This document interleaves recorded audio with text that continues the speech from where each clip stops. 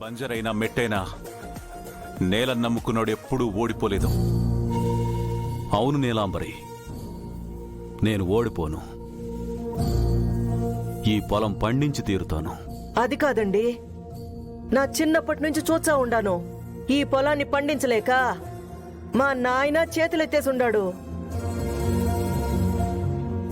మీ చిన్నతనం అంటే ఒక 50-60 సంవత్సరాల వెనక అమ్మా. వయసు అయిపోయాక ప్రేమలో పడతారు, ఆ వయసు గుర్తు చేస్తే కోపపడతారు. మీ వల్ల కాదు మర్రో అంటే అలుగుతారు. ఇలాంటి పొలాన్ని ఎలా పండిస్తారు, ఎలా గెలుస్తారు? ఏ ట్యాంకరు, గెలుస్తారని చెప్తున్నా అర్థం కావట్లేదా?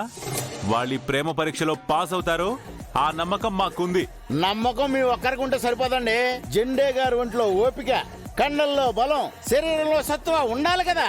ఇదిగో వానరు, ఆయన నీళ్ళ సెప్టిక్ ట్యాంకర్ కాదు, ఆ, కేశవ్ జెండే, పవర్ కి కేర్ ఆఫ్ అడ్రస్.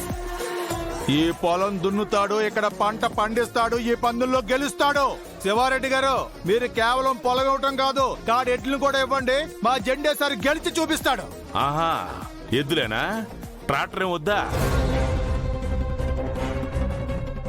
ఇత్తనాలు, ఎరువులు అన్ని సప్లై చేయమంటావా?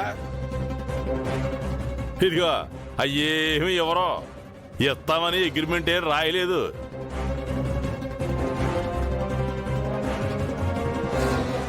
అది చెప్పవేంటే పెద్ద మనిషి? అవును, ఈ పొలం తప్ప నీకు ఇంకేం ఇవ్వరు, అన్నీ మీరే తెచ్చుకోవాలి. మీరంటే మీరందరూ అనుకున్నారు. ఈ జెండే ఒక్కడే పొలం దున్నాలి, పంట పండించాలి. అలాగే ఓనరు, పెద్ద మనిషివి, నువ్వు చెప్పాక తప్పుతుందా? నువ్వు ఎలా చెప్తే జెండే సార్ అలాగే చేస్తారు. ఆ, శంకర్ ఏంటి చాలా కాన్ఫిడెంట్ గా మాట్లాడుతున్నాడు. శంకర్ తమ్ముడిని స్కెచ్ చేసి కురేషి లేపేయాలనుకున్నట్టుగా ఈ శంకర్ నన్ను లేపేయడానికి స్కెచ్ చేయట్లేదు కదా.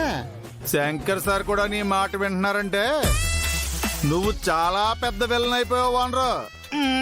నేను వెళ్ళంటే యాదగిరి.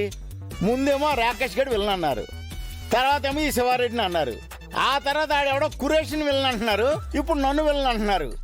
నేను కమెడియన్ని, క్యారెక్టర్ ఆర్టిస్ట్ ని. ఎప్పుడు ఈ శంకర్ చేతిలో బకరా అయ్యో బకరాని. నాకెందుకయ్యా ఈ లేనిపోయిన ఎలివేషన్స్? అంటే రాసే రైటర్ కి నీ మనసులో ఫీలింగ్స్ తెలిసి నీకు ఎలివేషన్ ఇస్తున్నాడయ్యా. శంకరు, నీ ముందు నేను ఎంత చెప్పు, ఏనుగు ముందు ఎలకంత.